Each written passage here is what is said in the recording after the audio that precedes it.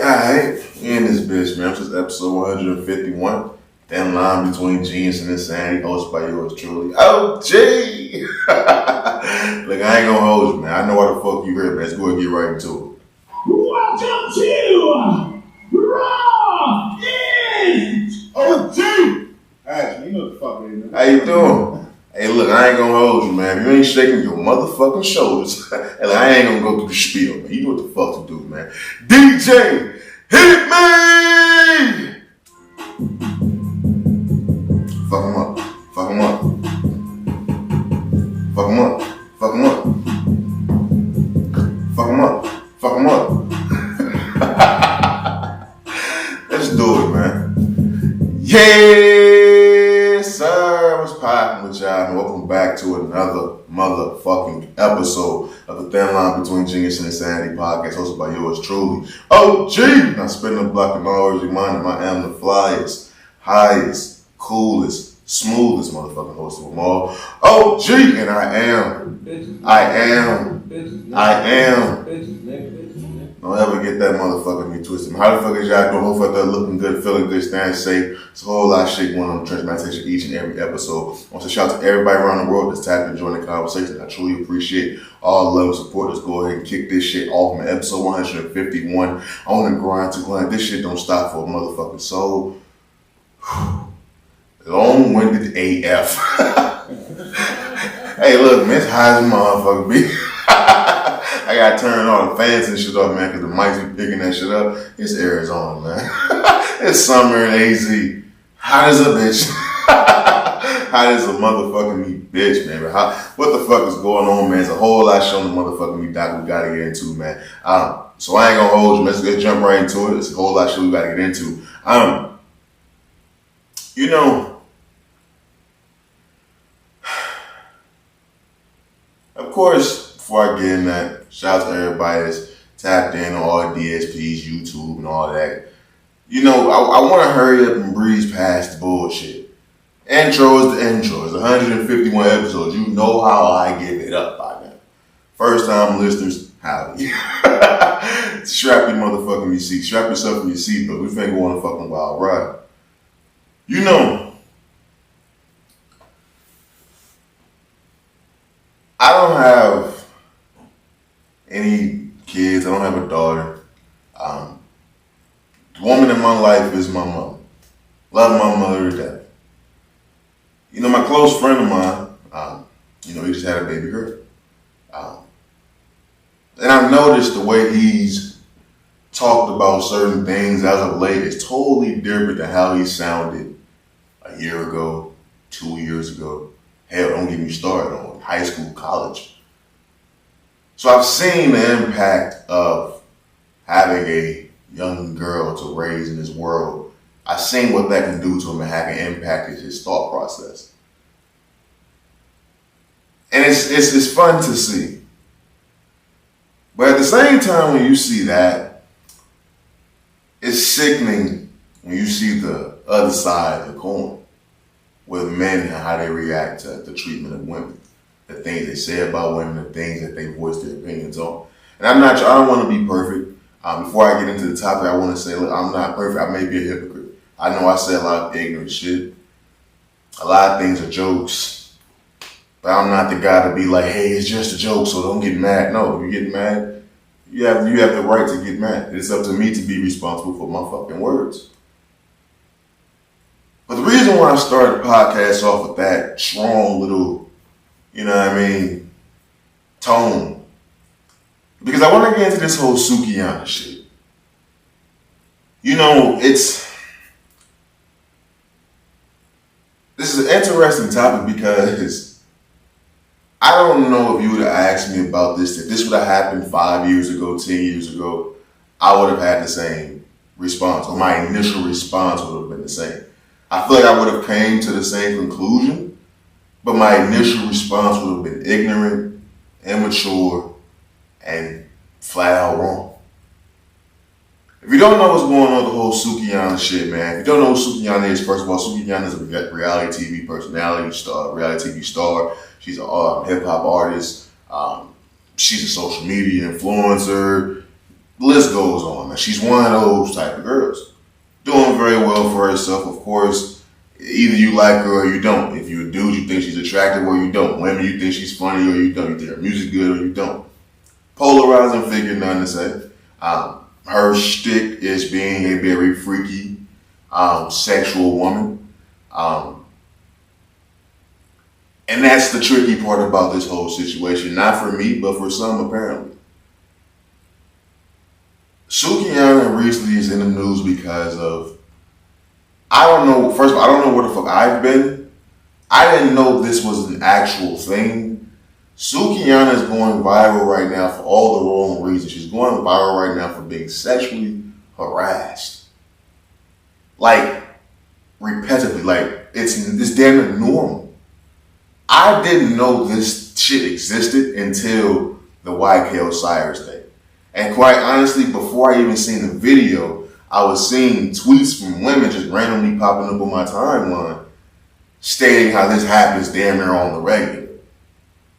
In the YK Osiris video, you have her and YK Osiris initially talking. This was a later leaked video that they were talking. She was flirting with him in some sort of way. Her thing, but you can tell it wasn't full on. The part that goes viral when he forcibly kisses her. She's trying to get away the first time. He goes in again. She tries to get away the second time. It's clearly an uncomfortable moment. You have funny Marco on the side. He's uncomfortable. He has the what the fuck is going on eyes. Lil Duval, who's a comedian, who you would think if it was a funny joke or if everyone was in tune or was in sync with this, a stand-up comedian would have an on-the-spot joke or on-the-spot something on the mic. The mic wouldn't be dead air. Niggas wasn't shocked that this was happening to this young woman. That's the initial video I saw. The initial encounter, I should say. Then there's another video going viral of her at a podcast. I believe one of the women's from Real House of Hollywood or some shit. Real Housewives of Atlanta or something like that. Candy, whatever her name is. I guess it's her podcast with some dude. Don't know who he is. Sukiana's on there. Once again, she's being sexually harassed by a man. He talking about he want to lick her booty hole, lick her pussy, he want to smell her ass, take her to the back, let's get it on, let me lick that ass, all types of wild shit. Now get it, I get it. Sukiana, her thing, her persona is a freaky, promiscuous woman. I get it. But at the moment in time when things got weird is when she did set the boundary. Like, okay, I like that shit, but not right now. I like that type of talking and sex when we on the podcast just talking. You coming off mad aggressive. As a man, at that moment, I'm like, damn, that's like double red flag. I wouldn't even been doing that shit on live on air like that in the first place. That's not my style. But I understand when niggas see women like that. Some niggas just feel like they can do whatever the fuck they want, say whatever the fuck they want, and they just destined to get the ass type shit. They supposed to just come at her a certain type of way and she gonna be like, yeah, I suck your dick type shit. That's what niggas think. And it's very unfortunate. But after she set that boundary of, nigga, let's talk during sex, but not on some shit like this, he kept it going. He like, nah, fuck that. I wouldn't. Fuck that, play it. Fuck it, man, let's play it. I wasn't gonna play it just because it's damn near, it's one of those things where it's damn near sad. On my ass. I might put my tongue down. Oh my gosh, A1. But we're gonna start with the shit, man. You are aggressive. She love that shit, man. Look at that. You know about that? You love that shit. No, I mean after like during sex. That's the boundary set right there. The no, I don't. As a man, when the word no comes out, dick should get soft, brother. That's how minds work. I know that's a little bit TMI for you motherfuckers, but when the word no comes out, it doesn't matter what's going on. If it's foreplay, if dick is out and the word no is said, dick is soft. Dick ain't getting hard. My mama raised me, man. My mama raised me, man. She let me know as a young man, when the word no come out, don't do shit. Don't get yourself caught up like that. He said, she said, fuck a nigga up. But when a woman sets a boundary and you continue to keep going, that's no longer he said, she said. That's a nigga, you're a creep, you're a predator.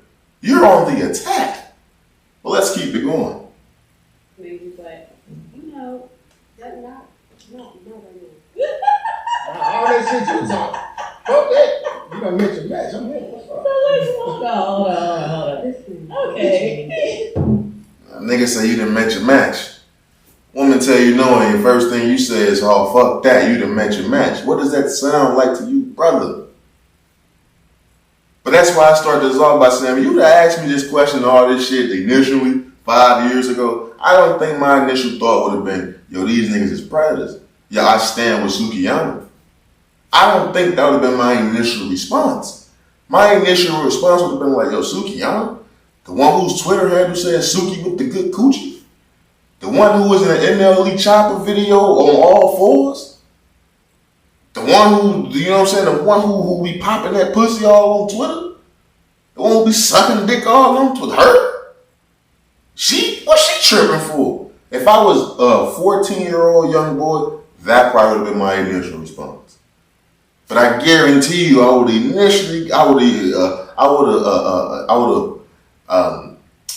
consciously, and after I thought about the situation, would have got to the conclusion of, yo, she was sexually harassed in front of others, on camera, and it's been spread to the world. Because after you have your initial immature, reaction, like, well, hold on, what the fuck she mean? All the shit she does. You got the picture going viral of her twerking on some little kid. I get it. Trust me, I get it.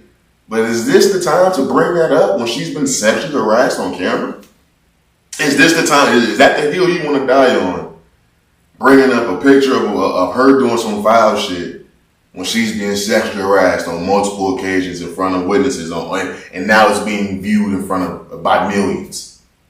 That's the hill you want to die on. Okay, I get it. Cool. But let's deal with that after we deal with this nigga A1. After we deal with this nigga YK Osiris. Let's get these niggas out the paint first. Then we can deal with that. It's quite sad. But then she responded. She did release some tweets. Let me pull those up for you guys. These damn iPhones, bro. What the fuck? Here it is. Okay. So she says, I am hurt. I am scared to stand up for myself. She also said, I drink to hide that I am very sensitive. I feel things more than the average person. I stopped drinking yesterday, but today I've been crying all day. I asked God to strengthen me and use me to help others to order my steps in His Word. I just want to go away for a while. Now I believe they said she deleted her Twitter.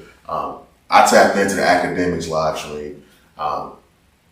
And to be honest, I was disappointed of seeing him bring up her Twitter handle, her bring up the picture of her on the little kid, her bringing up context of what she's known for, or what her image is online. I guess he's trying to portray context and things of that nature. I believe that shit is corny. I believe it's the right place, the right time to do that. I get people's understanding of who she is would think that she would be down for that. But you have to then ask yourself again, think about your mom, think about your sister, your auntie, any woman in your family, any woman, female that you value. Think about your daughters, my nigga. No matter how freaky deaky she is, the moment she says no, she sets boundaries. The moment a nigga's trying to tongue kiss her, she's forcibly trying to get away and he's going in again and again. The moment those boundaries are crossed, what are we talking about? Who gives a fuck how freaky she is? At that moment, she clearly wasn't freaky. At those moments, her pussy was clearly not wet. At that moment, she did not want you, my nigga. So you think because you see women doing all this freaky deaky shit online, they just supposed to want to fuck you, my nigga, but she might not be interested in you. Now, if that was Drake, hey, maybe if Drake would have pulled some sly bullshit like that, who knows? Maybe she's attracted to Drake. Maybe if it not even just, I don't even want to throw Drake name in there. What if it was just a man she was attracted to? What if that was a man she was attracted to, had some history with? Probably would have been a nice viral moment. She probably would have ate that shit the fuck up. But no, it's YK Osiris, someone she clearly is not interested in. But no, it's A1, someone she's clearly not interested in. But what do you get from A1 when she says no? He says, oh no, fuck that. Now all the shit you talk, you done met your match. Nigga, what? What? Like, dude, as a man, though, I can honestly say, Embarrassing. Embarrassing. As a man, that shit is embarrassing. To see this is how niggas move. You heard about this shit growing up. You always hear about these stories about women saying how even if they do certain things, it's still niggas that cross the line. And growing up, I always found that hard to believe. That I used to hear porn stars talk about it, hookers, prostitutes, all types of shit. You used to always hear them talk about getting raped. You know, you watching Law and Order, and a prostitute talking when she got raped, and niggas be like, how? When a wife come in there and say she got raped, niggas be like, how the fuck does a wife get raped? And it's like, initially growing up, it was like, what? But it's like, you supposed to mature in life and understand, and once your relationships grow, and you value those more with the women in your life, it's like, dog, you don't even understand how certain lines can be crossed. Like I said, it's wild that this has happened. I stand with Suki. I never thought I would say that just because of who she was. Now I had a knock on her. I want to fuck Suki. But it's not like I would ever thought that this would be something that would happen. But it makes total sense. Niggas, when they see women who are openly sexual, when women are free spirits type shit, when women are who flaunt their bodies type shit, some men, not all men. I'm never gonna categorize all men like that, but some men. It's been a history of this shit. You can go back from the dawn of fucking time. Some men, they see those women and just think that they supposed to get their way. That they on this earth just to please them type shit, because they pleasing everybody else. And it's sad. Yeah, it truly is motherfucking sad, man. It truly is. Moving on. You know, moving on. I want to get into Cenat. You know, I talked about Cenat. Everybody, you know what Cenat is. I don't really know what the fuck you doing, man. Cenat, even if you're not into the whole live streaming shit, he's invaded hip hop culture with bringing people on this live stream like 21 Savage, Lil Baby. He had the Blueface and Krishan shit. He's pretty. I think he was listed in the top 10 media personalities in 2022. Like, the nigga's a live stream. He's not even a fucking media person. He's on the list with Charlamagne the God and people from CNBC and shit like that. This nigga's a live stream. So he's doing big things, right? I've talked about Cenat on this podcast plenty of times. I like Cenat. I'm worried about Cenat. And the reason why I say that is because last time I talked about Cenat on this podcast was about the whole situation where he had the party. I believe it was like a New Year's party. His friend was accused of raping the one young woman. Later comes out other things came to the surface. No charge was ever filed. But like I told you, when you get a certain jacket and a certain shit attached to your name, it's hard to get certain things away. And sometimes you gotta learn lessons. Even if like you didn't touch the stove all the way and burn yourself, even when you get close, you can still feel the heat type shit. You ain't gotta necessarily burn yourself to learn your fucking lesson. Like I said, I watch a few of their videos when I'm high, chilling late at night, trying to find something before I go to sleep. Little niggas entertaining. The little niggas entertaining. But the reason why I say I'm worried about Cenat is because it seems Cenat hasn't learned his lesson. Me personally, if I'm Cenat and I got a situation to where I'm going like this in life, where it seems like I'm going like this every fucking couple weeks, I'm doing this, I'm just going up, I'm the number one streamer in the world, when streaming is the number one thing to do right now, I'm the it guy. I'm signing these deals for TV shows with Rumble and shit like this, allegedly $100 million, $50 million a year type shit. You gotta protect the fucking bag, brother. How many times are you going to have to get accused of being involved in some weird shit with young women? How many times? I'm watching the videos and you ask, I get the video. It's like the button type shit. I get it. It's like a speed date type shit. I get it. Why are you the guy? Why are you the only person in the video asking them to do some freaky shit? Why are you the guy saying that after having this huge fucking situation going on a few months ago about a rape situation? Why are you the guy talking about freaky shit with women on camera? Why are you the guy throwing pool parties? So what happens now? After you throw a pool party, you got a girl who put up this whole thing on TikTok trying to expose you, trying to call you a weird ass nigga. And the reason why people believe it or is getting some traction is because you already had a situation go viral about a young woman accusing you of your homeboys of rape. So that's why I say I'm worried about young niggas like this, because I know I got a little brother. He watch all these niggas. Not saying my little brother's heavily influenced by these niggas, but he see these niggas getting money, and he see how they get money, and he's influenced by that. He's a young nigga. The same way I was influenced by rappers, it's not the rappers no more for these young niggas. The rappers ain't the niggas that's influencing these niggas to get bags. It's the niggas that's live streaming. It's the niggas that got all this camera set up, and you see these niggas streaming, and you see these niggas ice the fuck out, the DDGs, the Cenat, the Duke Dennis's, the Bruce drop them off, the Aiden Rosses, the Z's, the B. Lou's, your Rage, nigga Cash Nasty, all these niggas is live streaming and getting with more money than these fucking rappers. So it's like when these kids are seeing that shit get influenced by that and seeing how these niggas living their life, and how their life is just loosey-goosey, there seems to be no rules and no care in the world. When you see a young black man who reached the pinnacle of this shit, he reached the pinnacle of streaming. And you see Cenat, you can easily see Cenat branching off from streaming. He already shot a TV show deal with Rumble. So that's gonna be a trial and error. That's gonna be something to just slap on his fucking resume. Executive producer, whatever type of money that generates to us show. Get off in some movies. He got the money to do his own little shit. He got the personality. He had a network with the celebrities. He can easily take this shit to a whole nother fucking level. But that can easily be stopped because of the fuck shit.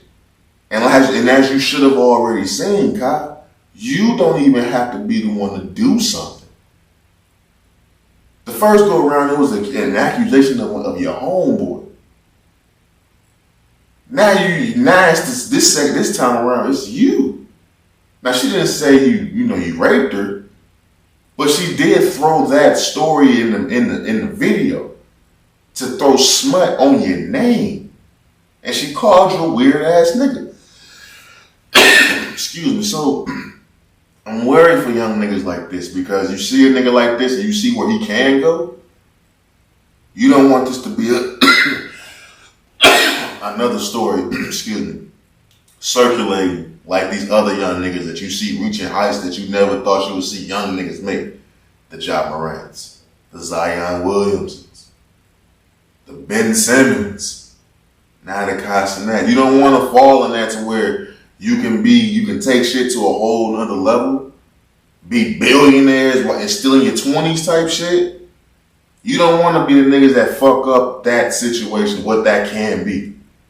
And when you start to see this pattern of young niggas who can be something straight crazy, getting into these weird ass situations, these weird allegations, shit they shouldn't have no business being involved with, it's scary. Especially coming from a big brother standpoint. Maybe that's where I'm coming from. Maybe that's the angle. Maybe that's why I'm so animated about the situation. Coming from a big brother POV with it. When I see niggas younger than me, it's like, damn, but like, where's the nigga that's like, hey, put their hand on their shoulder, like, yo, my nigga, sit the fuck down. Like, everything ain't about being cool, man. Sit the fuck down, pick up the joystick, we finna play the game. Fuck them hoes, man. It ain't always about bitches, bro. Cause as good as that pussy can lock your ass up. That pussy can lose your fortune. That pussy can lose the empire you worked so hard to build. And I love women. Love them to death. But I'm scared of women. Scared to death. When I see a toxic ass woman, hey, man, trust me, that's the scariest shit in the world. My big ass, 6'4", 280, 290, scared of a fucking 5'5", 160-pound woman. Embarrassing. Embarrassing. Hey, shit can ruin your life, my boy. Real motherfucking talk. But moving on, man. Let's go ahead and get into it. I want to get into Ayesha Curry, bro. Excuse me, what the fuck? You know,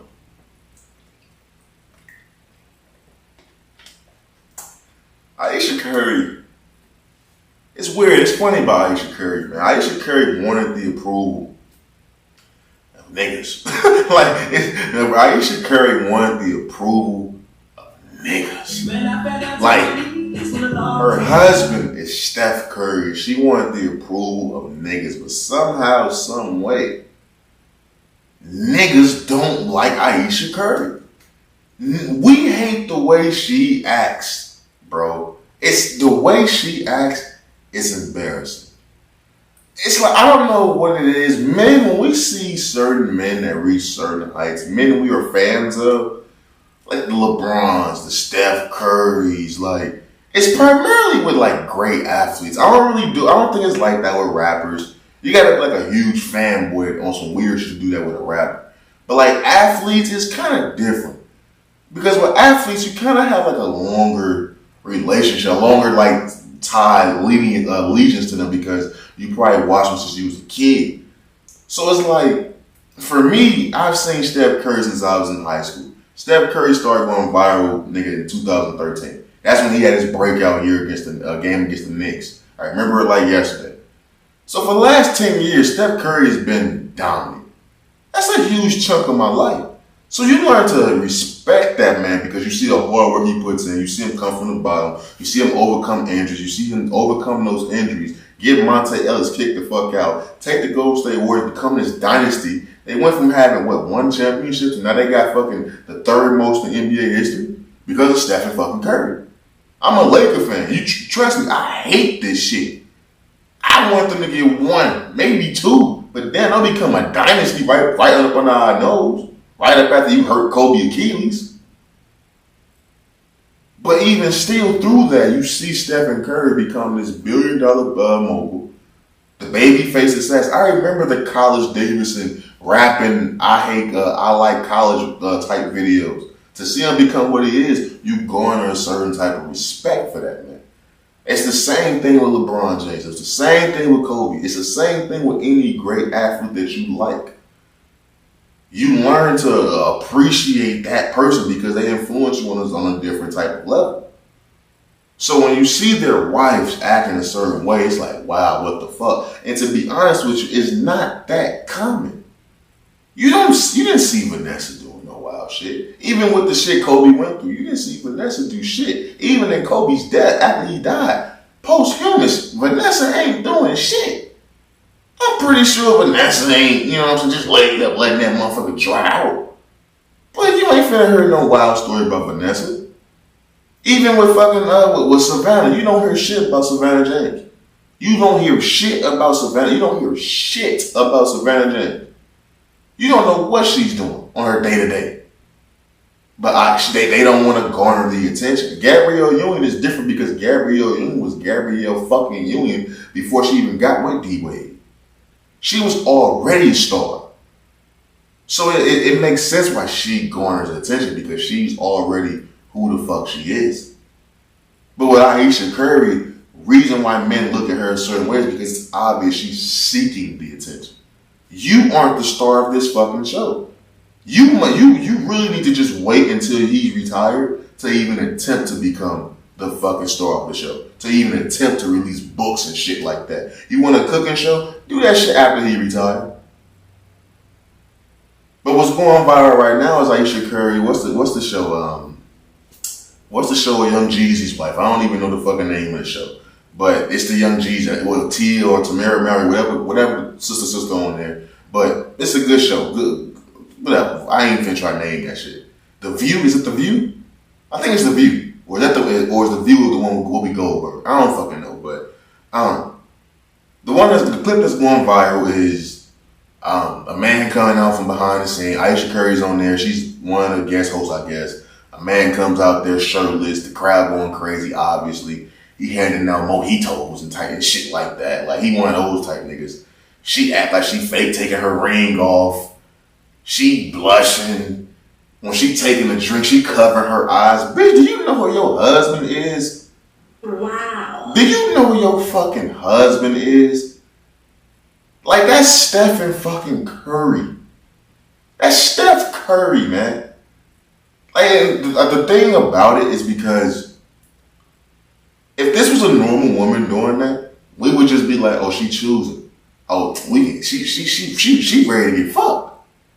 But when you see a Steph Curry wife do that, a man who's the face of the league, you get embarrassed for that man. You automatically get mad at how she's disrespecting that man publicly.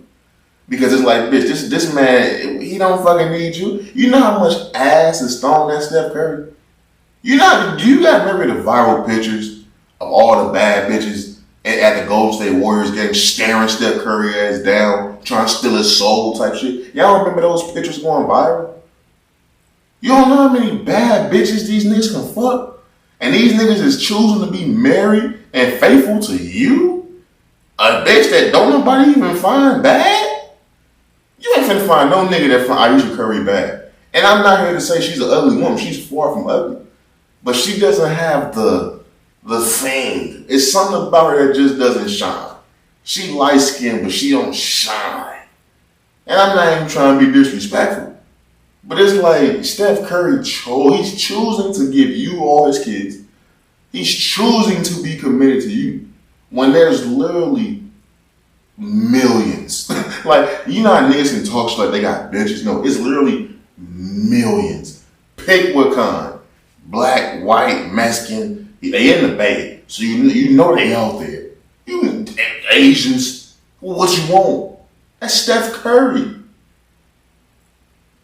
But I never will get Ayesha Curry, man. I never will get it. It's damn near the same with the whole Jada Pinkett shit. It's damn near the same shit. It's damn near the same shit. I wouldn't be surprised, man, once Steph Curry retired and he don't got to keep up this good guy image to be the face of the NBA type shit. I wouldn't be surprised if he divorced her ass, bro. I'm gonna be honest with you, because you never hear him publicly come out and say shit, and I think it's because he's the face of the NBA. The same thing with LeBron. He's up there with LeBron. What's the main thing that we give them props for? Being a esteemed family man. To have no scandals. You don't hear shit. These niggas, they give off the perfect image. They give off the perfect fucking image. And I think that's why Steph don't say shit. Because even with Dale Curry, even when Steph was at the height of that shit, Dale Curry and his wife were sticking together.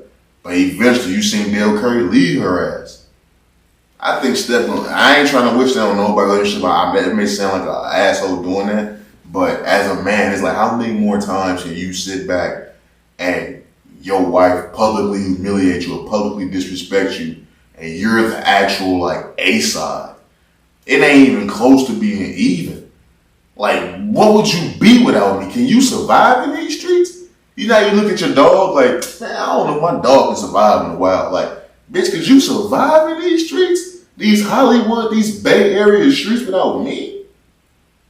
Bitch, it's expensive. I got a lifetime deal with Under Armour. Could you survive without me? I don't know, it's going to be an interesting situation, man. And I'm going to leave it at that. Moving on, man.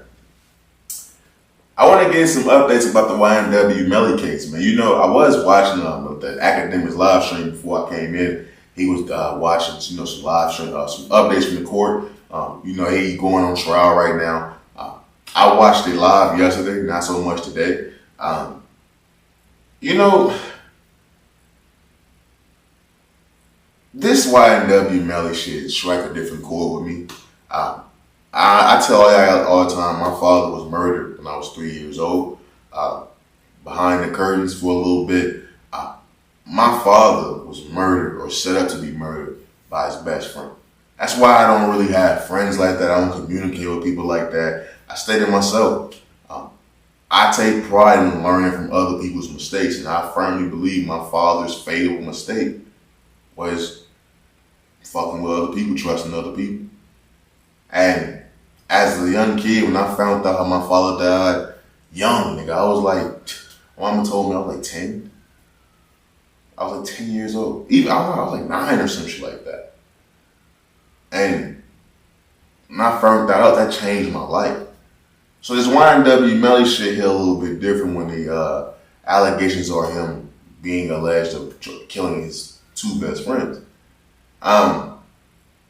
What's also weird about this situation is Lil Durk and King Von has told y'all what the fuck happened with this YNW Melly shit for years now, my nigga. I remember King Von saying YNW Melly did that shit because they tried to backdoor him. Fucking Lil Durk just said recently on this album that them niggas is trying to snake him type shit. I think he even said in the DJ Academics interview, like them niggas been saying what happened for a few years now. And the reason why I bring that back up is because more information is coming out that this shit could have all been over money. That allegedly they was trying to sell the brand, some licensing deal type shit. It was alleged like $500K at play. Melly and some other nigga, one of the other niggas gonna get $200K a piece, and the other one's gonna get $100K. Allegedly, you know what I'm saying? They said Melly wanted this shit before it's all. They said allegedly 2 days before this shit went down, one of the dudes. Oh my God, I got the. Let me see. I got it. Let me stop saying one of the dudes. Rest in peace, by the way. So I want to send my prayers and condolences to the families of the victims. Because it truly is sad when you really think about the situation. They say 2 days before YNW Sack Chaser lost his life, he allegedly knocked YNW Melly's golds out of his mouth in front of his girlfriend while fighting each other. Allegedly, they had a fight 2 days before all this shit went down. This is coming from the words of I think it's Juvie's, YNW Juvie's dad. He was in an interview, you know, while they on trial and shit like that. He said that this went down. He firmly believes that YNW Melly did this shit. Me personally, look, the evidence is clear to me. When you go off geographic location off the cell towers from their cell phones, when you go from the staging of the fucking drive-by, when you go to the nigga clearly got video camera him being in the car leaving, but he's not in the car when they show up to the fucking hospital. Like I said, the cell tower shit, bro, this is 2023. Cell towers start fucking niggas up in like, nigga, 2006. Like, they been using cell towers to lock niggas up for a long ass time now. That was all they fucking needed. Now, obviously, the reason why I'm a little hesitant now is because even if I believe that he did the shit, they don't have a murder weapon. Earlier today, one of the examiner experts, he got on the fucking stand, he butchered it. And I don't even think he did because he didn't know what he was talking about. He was an older nigga. He sounded like he had a speech problem. And they brought his ass from around the stand, had him standing up and shit. Like, it was a great tactic by the defense. He got his ass. He cooked that nigga for real, for real.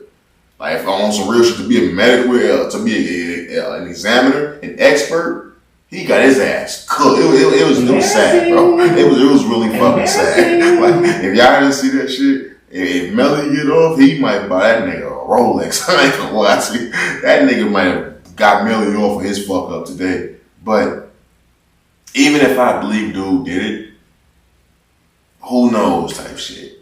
You gotta see shit. Do I tell you every time trials, man, it's up and down, man. When new information is brought to the surface, it can change everything.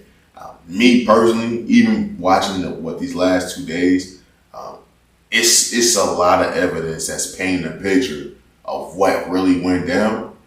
But at the same time, there can be more to come. It's a lot. But to know that allegedly there was a fight that went down 2 days before between Sack Chaser and Melly, they said Sack Chaser beat this nigga ass. Interesting. To hear the alleged rumors from other rappers saying that backdoor situation, money involved, niggas, you know what I'm saying, doing yada yada yada, that goes into a fight or something taking place prior to. If I'm hearing that it was a backdoor situation or it was some money, you know, it was some type of, them niggas was on time and would do, And then I'm hearing if shit comes out later, it's probably a $500,000, licensing deal going on the table. It was possibly a motherfucking fight that went down. All that kind of corroborates what the fuck I was hearing months ago, years ago type shit. All that shit makes sense to what the fuck I've been hearing. But then when you tie that to the staging of the evidence, staging of the drive-by, you know what I'm saying, the fucking video evidence, the cell tower shit, it paints the picture for me. But maybe I'm looking at it from a, you know what I'm saying, some hurt rose-colored lens glasses. My father, bro, that's why I'm so in tune with this Melly shit, because my father was murdered by his best friend, who also was a famous rapper, who was in a famous group, the groups above the law. Famous rap group, West Coast Legends type shit. So maybe that's why I'm so in tune, and I feel so well. I'm seeing certain things, the picture is being painted perfectly for me type shit, but I don't know. It's very interesting. He's going viral for allegedly blowing kisses at the family, the victims and shit like that. It's a lot. It's a lot going on. It's very interesting because a lot of times we don't see everything. You know, man, it's a high profile case. They'll show certain things, but they show pretty much everything, and it's going down. They don't have that many witnesses to have one of your examiners get up there and fuck up and basically say my research is bullshit. That's a lie. And you don't want to hear that if you want a prosecution team. I'll say that, especially if you're trying to get this nigga the death penalty. Yeah, you don't want to hear that. You definitely don't want to fucking hear that. I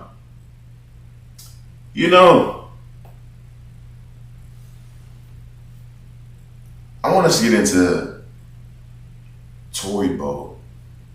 Is it Bowie? Is it Tori Bowie? Bowie. First of all, I want to say rest in peace. This is a weird situation. I came across this information in this article about Olympic track star Tori Bowie. Let me pull it up right here. Track star Tori Bowie was reportedly died from complications of childbirth when she was found dead at her Florida home. Now, when I first seen that, I was like, wow, like, she was found dead. I'm thinking it was going to be some type of wild story. When I first got it, I didn't hear that it was due to childbirth. We just found that she was found dead at her home. So days go by and the news come out that it was because of childbirth. I'm confused. And the reason why I'm confused, and I don't mean any disrespect to her family, once again, so my prayers and condolences to all her loved ones, friends, fans, anyone she impacted in a positive light. How the fuck is she found at her home and she gave birth at home? I don't know anyone who gives birth alone. I've never heard of that. If that's what she was doing and they found the baby there type shit, okay. But I don't know newborns that survived without any care for days. They found her dead a few days after she was missing. So how in the fuck do you find a woman who dies from complications of childbirth in her home? Who the fuck was there to help her deliver this baby? Why is she found home? I'm not saying there's negligence or there was some foul play going on. If the woman died giving a natural childbirth, like that's just the way of life sometimes. It's sad as fuck, but it happens. You can die in the hospital. So I'm not surprised if some shit happens at home. But how in the fuck does a woman die of childbirth and she's found at home? Like, why the fuck is she being found? How is she missing? You clearly knew what the fuck. You clearly know what happened. And it's to me that's just wild. To me that's weird. To me that's weird as fuck. That's weird as fuck to me. And I don't want to start conspiracies. I don't want to start rumors. I don't want to get the rumor mill turning. I don't get none of that shit. I'm just saying as an outsider looking in, When you tell me someone was found dead at their home, and then when you find them, you tell me it was due to childbirth. Okay. Are you telling me she gave birth alone and you found the baby with her? They did say they found the baby. They did say baby has has been logged into the system, but there hasn't been any more details released. So it's like, okay, well, you telling me she gave birth by herself and then she died? Or are you telling me that she gave birth and she just died at home? Like who the fuck was there to help her deliver the baby?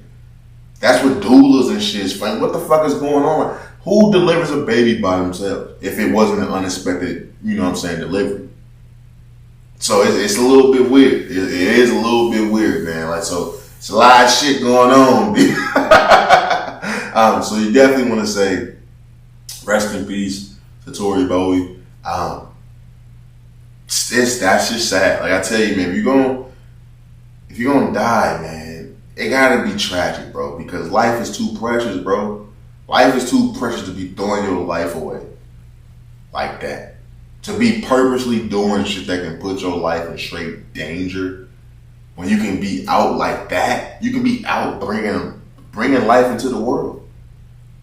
Why would you risk everything doing some stupid shit, gang banging, shooting shit, toting pistols, doing all this retarded ass shit? Why? Life is too fucking precious, bro. You don't get a second chance at this shit. Once you punch out, you out. Ain't no. I'm gonna do better next time. No, the fuck you not. If y'all believe that, that regurgitation to the world, shit, you gonna be your second time around gonna be a tree, my nigga. You gonna do better as a tree. You gonna be a fucking tree. If you truly believe that shit, man, fuck that shit, man. Niggas gotta value our life, man, because shit like this happening when you clock out, you never know when the fuck you gonna clock out sometimes. Tragic situations like this it truly is fucking sad, man. So once again, rest in peace. Prayers and condolences to her friends, family, any fans that she impacted in a positive light. It's a very, very sad story, man. It truly is. No, man, before we get the fuck up out of here. I want to get into this whole baby Gronk situation. Y'all heard about this baby Gronk shit? Baby Gronk is going viral. He's this 10-year-old kid who's bigger, faster, stronger than everybody. He eats a pro athlete's meal. He's on a diet of a pro athlete. He's going viral, man. And he's not necessarily going viral because of his talent. He's going viral because he has a father who's trying to pump him up to be the next big thing. And it's getting mixed reviews, man. I'll be honest with you. I have a mixed feeling about this as well because I've always said if I had a kid, especially if I had a son, man, he's going to the league. I'm not going to go as far as Jamal Murray, daddy, but I'm going to do my best to try to get my kid to the league. Even like, if you want to play ball, of course, but I'm going to try my best. Every day, early on in their life, we get active with this shit because I know what wasn't done for me, and I truly feel like if I had the resources provided to me, I could have did this shit. But I know, damn it, I know what I didn't have, and I'm just gonna do that for my fucking seed and see where it takes us. But the reason why this kid is going viral, man, the clip that I saw, you got the little 10-year-old kid doing podcast interviews. The dad is telling him what to say, like answering the questions for him, having the son repeat it. You got the little kid, on this crazy diet, this crazy workout plan. And you got the whole argument of let a kid be a kid. What is that? What does that mean in 2023? Like, what does that really mean in 2023? That's why I'm so conflicted, because I remember when I was a kid, let a kid be a kid, man. Let them go outside and play and get dirty. You know what I'm saying? Ride the bike, fall, scrape they knee. You know what I'm saying? You might get a bloody lip playing football, basketball outside with the boys. Like, letting a kid be a kid was something totally different. Now, letting a kid be a kid is what? Playing Fortnite all fucking day? So how am I supposed to really get mad when a father is looking at that and is looking at his kid like, no, fuck that. You finna play ball. You finna play ball. It's been Little League forever. It's been Little League forever, B. Now, is he going to extreme lengths with the whole workout plan, name them baby Gronk? Just because you're a big-ass 10-year-old don't mean you're going to be a big-ass 18-year-old. I know a lot of motherfuckers who's bigger than everybody at 10 who ain't shit now. Like, they miniature in life. So it's like, it's weird that you're not letting the kid be a kid, but what the fuck does that mean in 2023? Because 2023, how many kids you see outside? How many popping parks you see? How many fucking kids you see outside on their bikes? How many kids you see outside on the air conditioning units outside in the apartments chilling?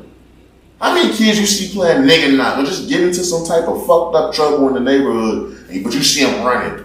How many kids you see running from dogs? How many kids you see doing that?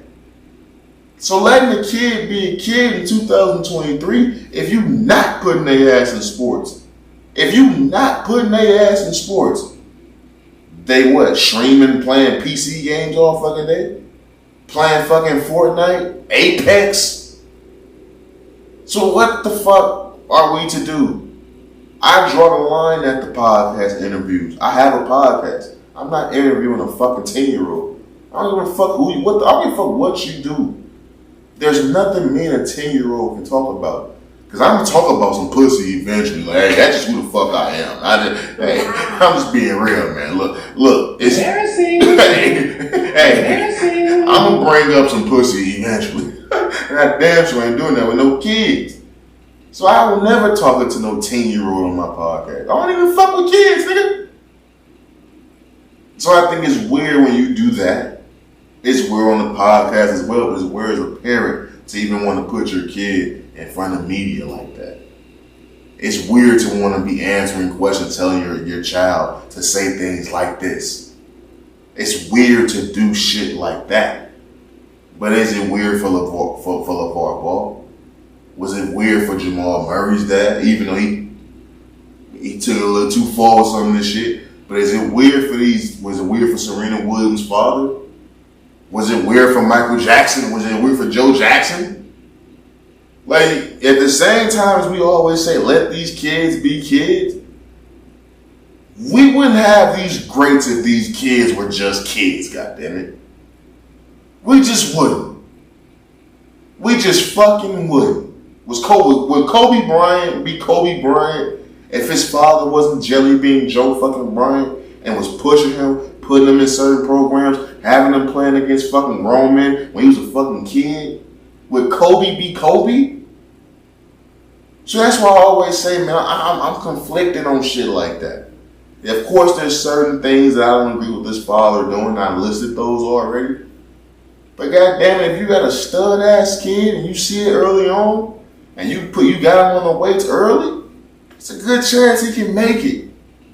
I'm never gonna fault no parent for trying to give their kids the best fucking life, even if it's gonna be people out there saying you vicariously living through your child. Them could just be haters. Them could simply just be fucking haters because A, they didn't have a parent like that, or 2, they didn't do their kids like that. And they kids ain't shit. And they gonna try to find some type of solace and be like, well, my kid, she actually enjoyed her birthdays. She loved digging in the mud, finding worms. Fuck that. Your kid, anything in real life, fuck no. So baby Gronk, hey man. Hope you make it, my nigga. Hope you fucking make it. But I doubt it, because I doubt it. Because I don't see this shit ending well. Just because of the early media exposure, early negativity. So a lot of people praying on the little dude downfall because they want to see this father fail. And it's sad, but I seen Daniel Cormier talk about how the kid gonna fail. Well, you got legends comment on a 10-year-old kid who don't know right from wrong, who don't know fucking Adam from Eve.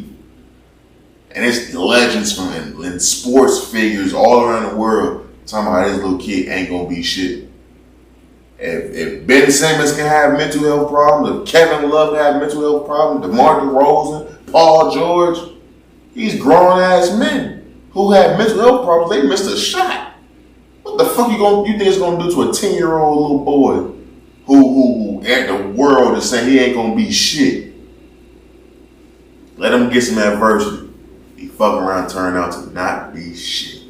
Real talk. They fuck around and be sad. But baby Gronk, over at the thin line between genius and insanity, we rooting for you, my nigga. Keep it fucking pushing. Real talk. I'm moving on.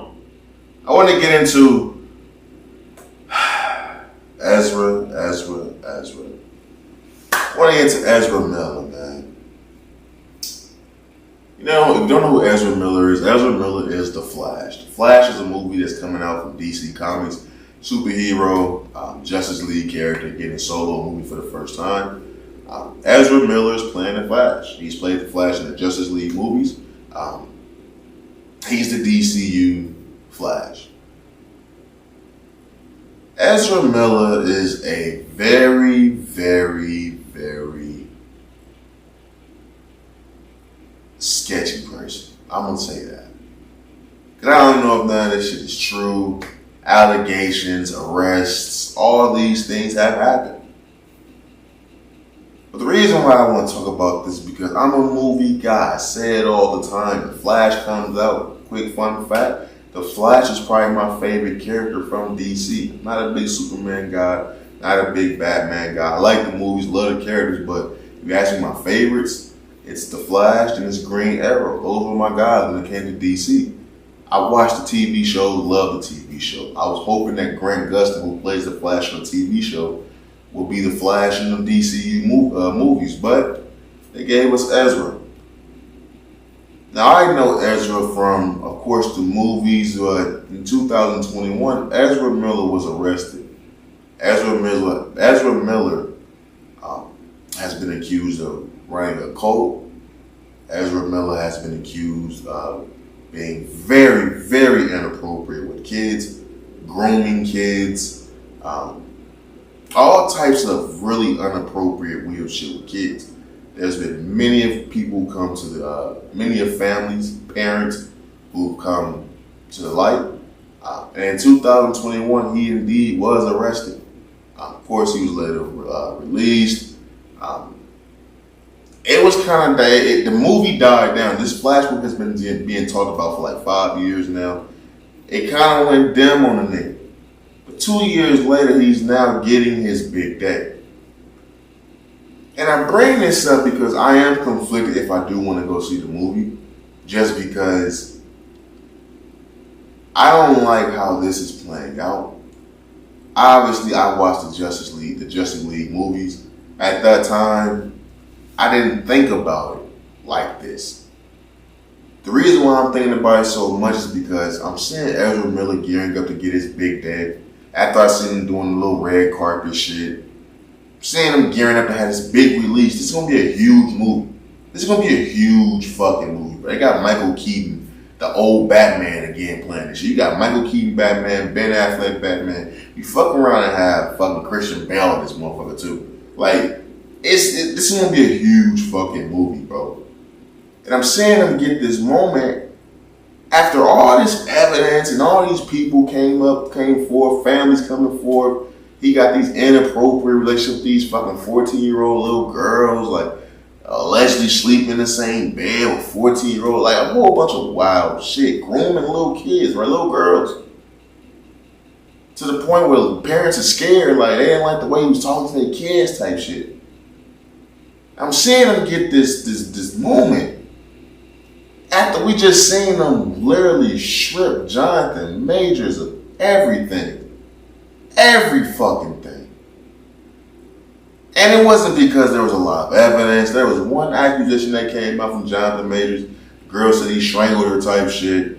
Next thing you know, everybody started coming up the woodworks. Former people that work with him talking about he a toxic co-worker type shit. Next thing you know, this nigga's out of Hollywood. He ain't out of Hollywood, but he dead on the blacklist right now. He on ice right now. He was the hottest nigga in Hollywood for 2 fucking weeks. And they snatched that shit just like that. Just like that. just like that because of an allegation. And then when it comes out that the allegations was false, ain't nobody saying shit. This man ain't got shit going but making good, which is, it's not too fucking shabby. But to be the man of the fucking hour for 2 weeks and see it come crumbling down because of some allegation that comes out to be false, because he's a hard person to work with. But fucking Ezra Miller is accused of grooming kids, leading a cult, and you finna give him this moment. You really about to give him this moment,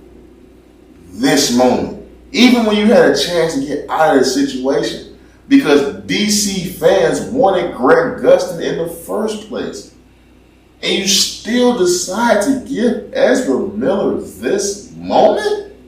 Wow. It's interesting. Honestly, it's not interesting. Because it's not shocking. Ezra Miller, he's white. It's not shocking. Jonathan Majors, he's black. A big black guy looked like he fucking from the 70s with that fucking hairstyle and the way he dressed. That nigga was cooked from the beginning. He wasn't getting a fair shot from the beginning. So it's not that interesting. It's just one of those, again, if you pay attention, it's just another one of those blatant slaps in the face. You know what I mean? It's just one of those, fuck you niggas. It's one of those. But you ain't gonna really peep it. You're not gonna trip off it. You're not gonna react to it. You know what I'm saying? If you're not paying attention. If you're not really tripping off movies. If you don't really give a fuck. Like for the ladies who didn't think Jonathan Majors was attractive. So for the fellas who not into Marvel, who didn't go see Creed, like, if you're not really in tune, you don't give a fuck. But if you know, you know. You fucking know. And sometimes you gotta laugh to keep yourself in grind. At least he got Megan good. At least he got Megan fucking good.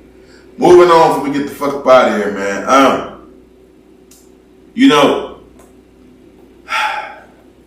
Inspirations I've always talked about in this podcast. You got the Floyd Mayweathers, you got the 50 Cent, you got the Kobe Bryants. You know what I'm saying? Nipsey Hussle. Person I named is Floyd Mayweather that I want to talk about right now. Focus on Floyd Mayweather. Big Floyd, Money Mayweather. Pretty boy Floyd.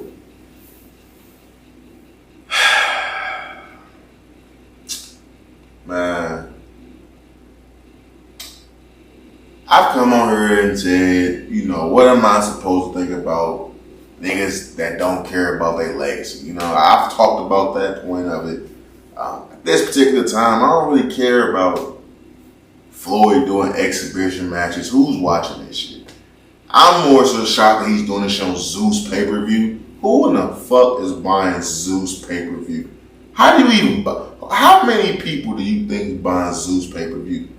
That's more so what I'm focusing on. Because I always remember growing up, the main thing Floyd always talked about was how he was getting the pay-per-view money. Pay-per-view money, pay-per-view money, pay-per-view money. And I know Zeus not giving Floyd no $300 million. I know they're not giving Floyd no $20 million a fight. Because I know Zeus not making nowhere near $20 million for that fight. How many niggas is getting together watching the Zeus PPV? How many niggas is watching these Floyd exhibitions? And look, Floyd got a worldwide fan base, so I'm pretty sure still a lot of people that's interested in the outcome of the fight or interested in seeing Floyd throw some hands. But is niggas buying the Zeus pay-per-view? The venue when they fight, it ain't even that packed. Like, it's cool, but it ain't no Floyd fight. And it's an exhibition, so you don't want to set the standard super duper crazy. But your first exhibition was against Conor. They count, but that was an exhibition for it. Your next one was against Logan Paul. That was a pretty big fucking fight. You went across the pond and went to Asia or Japan or some shit and fought some YouTuber over there. Nobody gave a fuck. You fought somebody else a few months ago. Nobody gave a fuck. Now you just fought John Gotti III. John Gotti III? Wow. Where's John Gotti II? Like, what the fuck? John Gotti III? The grandson of the mob bosses. Who you fighting? Okay, we know the name, so okay, fuck it. Why not type shit, right? Russell Westbrook, the whole thing. But in the fight, clearly I seen this, and the whole fight is on YouTube, by the way. But the fight went viral because afterwards, chaos ensues. Now, I watched the whole fight on YouTube, so I seen how the lead up went.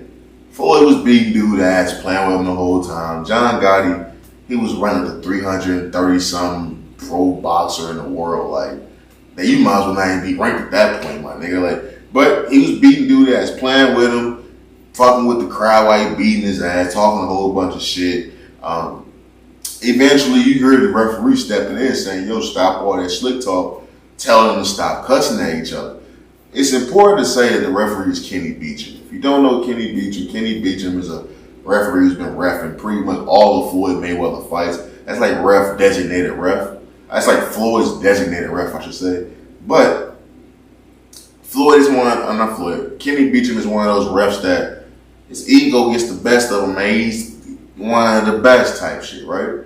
So he's in there. This is an exhibition fight, by the way. He's in there telling him stop cussing, getting very much involved, just like a fucking world title fight. He ends up stopping the fight. At that particular moment, John Gotti starts charging at Floyd, acting like he want to fight and shit.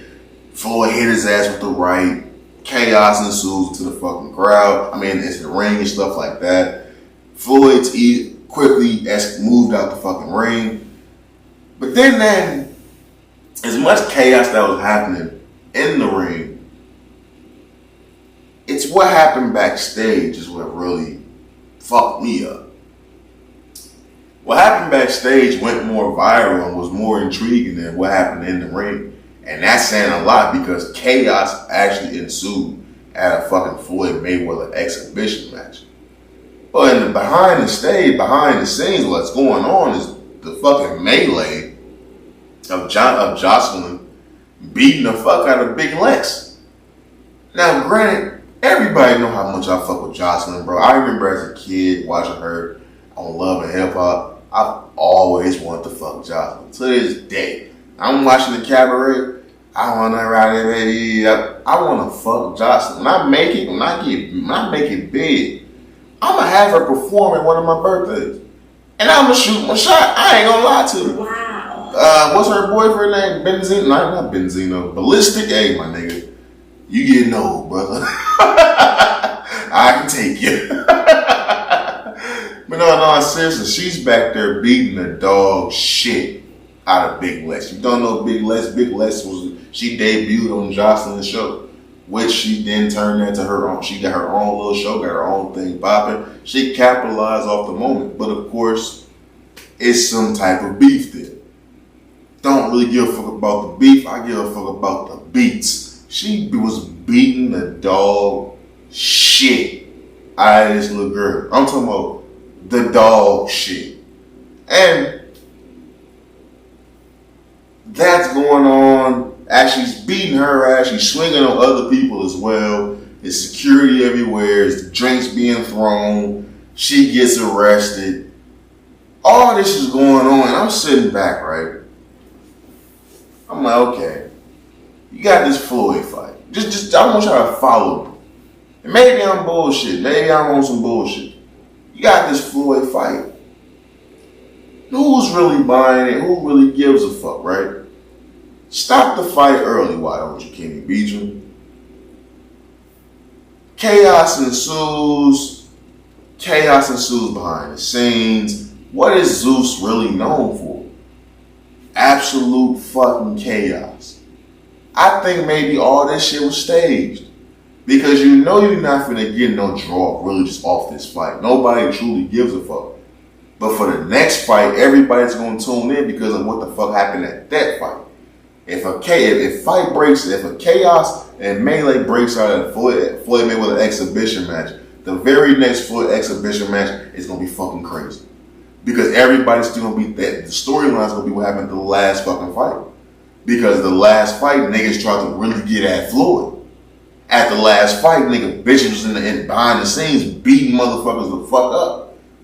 Zeus has been making their bank off promoting this type shit.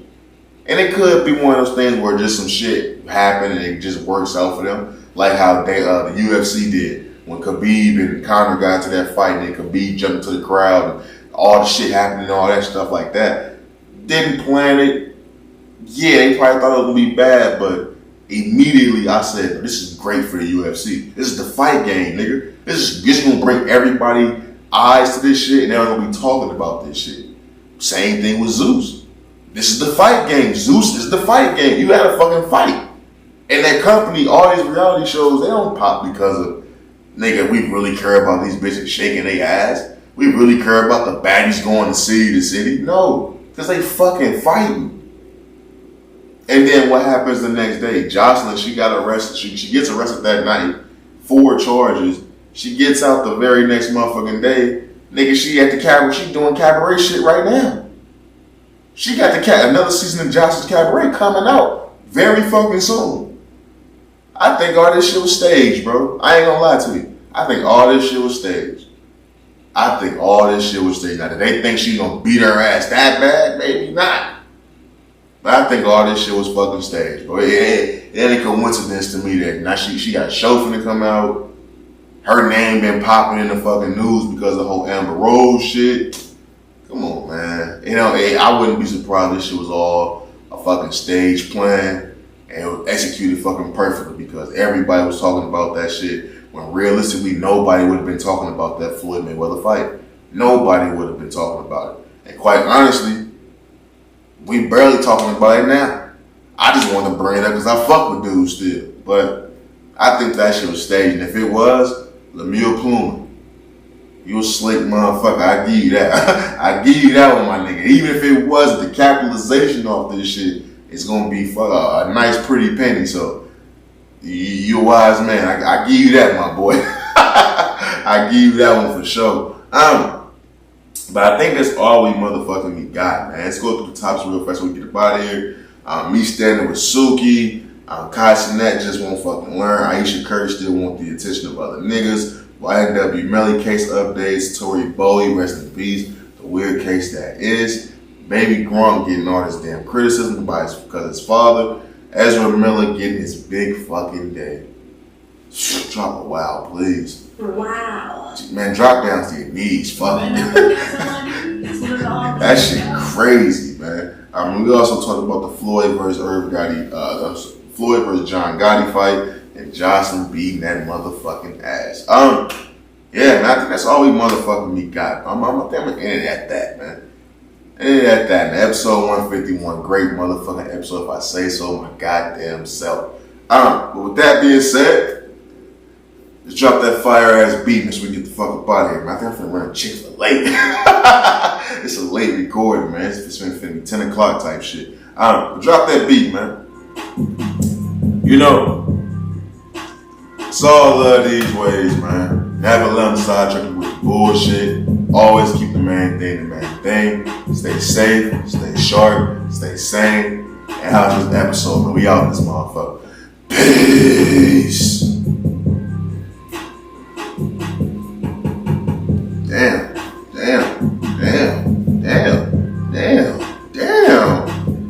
Whoa. Run a man.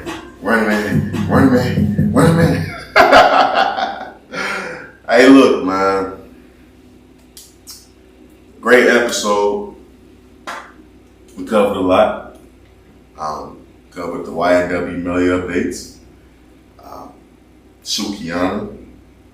You know, that shit crazy. But I thought, it's hard, bro, because things that I heard about growing up, I didn't understand just how common that shit was. Like, it was recently within the last couple years, when I realized just how common sexual assault was in black communities. And I realized just how many of my relatives, the women in my family, were sexually abused. And when you realize how common that is, you know, it's not talked about much. That's why we have this show. When you realize how common that is, it's sickening. And when you see it just displayed in the public like that, in 2023 with all these cameras, and you see how niggas just don't give a fuck, or niggas get in that mode, they think that everything is cool. Everything is so fucking wrong. Man, it's sad, bro. It's sad. It's sad. It's sad. Like, there's no other words to be said, man. It's fucking sad. I just hope that as men, we can do better ASAP, because it's up to us to police ourselves with this shit. Like, when you got a homeboy, your homeboy do some shit like this, bro, nah, he not gonna learn if you keep fucking with him.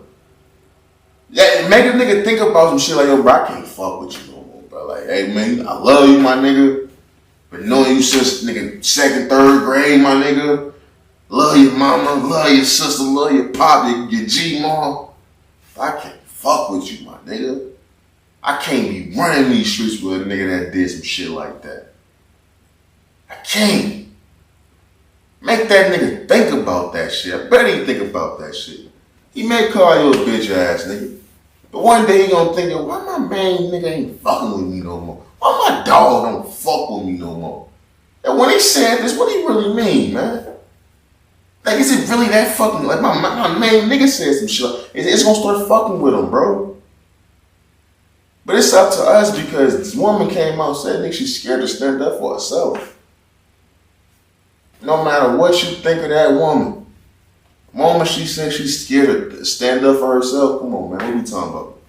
I don't give a fuck how freaky she is. What we talking about? She's a scared, freaky woman. What about that? You want some scared, freaky sex? That's what you want. What does that sound like to you? What does that sound like to you? It's tough, man. It's fucking tough, man. But with that being said, let me get the fuck up out of here, man. Sukiana, get better, girl. Get fucking better. Welcome to Raw is OG. Alright, you know what the fuck it is. You dig me?